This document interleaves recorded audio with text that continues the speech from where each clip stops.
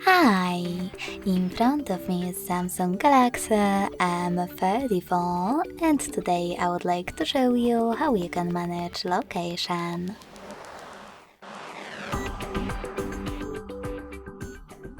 Begin by going into Tab menu and looking for Location shortcut. When you find it, click on it. As you can see, mine is now gray.